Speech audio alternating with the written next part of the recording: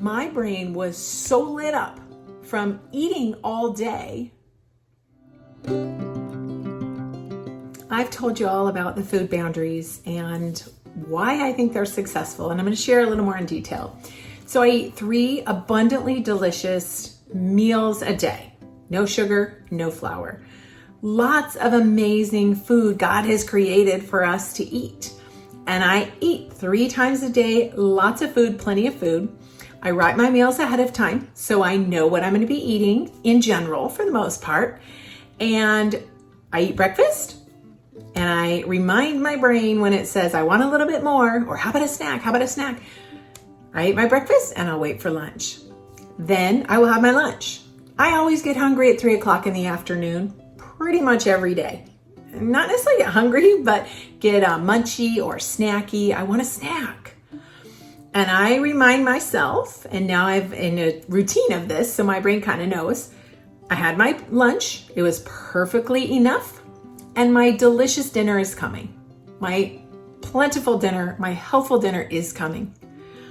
So having those boundaries, weighing and measuring my food, having it on a scale, knowing that I had exactly 4 ounces of chicken or lunch meat or whatever it was, it calms and quiets my brain. My brain knows I had enough. I don't need to keep searching. Did I have enough? Oh, maybe I should have 1 more almond, 1 more piece of cheese, 1 more thing. No, I have weighed, measured it. That meal is done. And then I wait for my next meal. It takes a little bit of time to get in a routine. Don't worry, it just is part of it. Just as if you're starting a new diet, even if you went to Weight Watchers today, you would have to learn the points, the system, what's worth what point, how much to weigh each thing.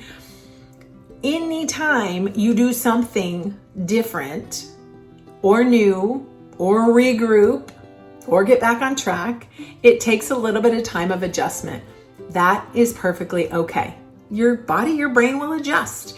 So for me, the food boundaries, within a few weeks, I had my favorites, I had my meals dialed in, I had routines, how to weigh, measure, what each meal kind of looked like. Sometimes I would do the 1 plate rule if I was out and about and did not have a scale, but I got in a routine pretty quick, okay? Now, this is an interesting day I had this summer, just a few months ago. My kids and I we were extras on a show, okay? And it was in Texas, the heat of the summer, and it was a 15-hour day outside in the hot sun, okay? It was wonderful. We had an amazing time, but the 3 meal a day was a little bit tricky. I had my food planned. However, it was so extremely hot, we had to drink so much water and then also hydration powder in our water, which had a little bit of sweet flavor. But because I was not feeling great and nobody was, because it was literally 105 degrees and we were in the heat of the sun in an outdoor field in Texas. So I was drinking some of that. And I was extremely hungry in between because we literally walked probably 5 miles that day in that heat. So I would have a snack in between, a good, healthful, wonderful snack. Okay. I had brought nuts, beef jerky, healthful things that were compliant, but were in addition to my meals because I had to have them. It was really important that I kept up my food, energy, hydration. Especially because I had 3 little girls, my 3 girls with me that needed me to be in tip-top shape also. And I didn't want to pass out and I didn't want to lose energy.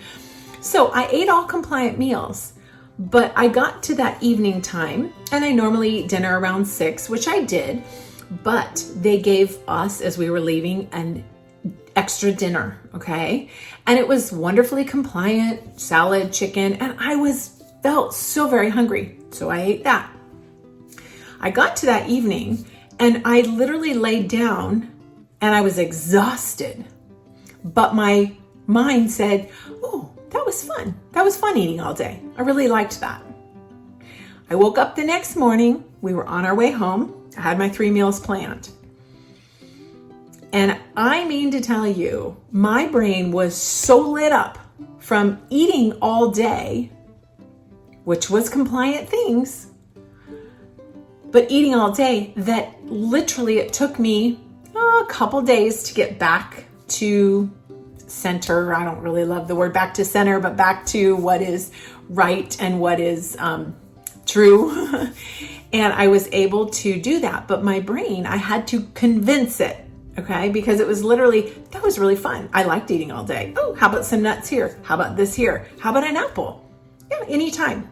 It just became an event that ended up being so much fun that my brain wanted to keep eating, because that's what I used to do. And it wanted that, and it liked that, and I liked that. I enjoyed it. I enjoyed just eating all day, not worrying about it. But like I said, it was all compliance stuff. So when within 48 hours, that next day, I immediately laid out the boundaries again: breakfast, lunch, dinner.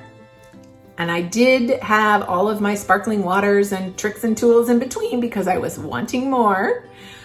Within 48 hours, everything was quiet again. I was worried that it wasn't going to get quiet again because sometimes, the addiction screams loudly. It screams and says, hello, hello, feed me, eat me, fireworks.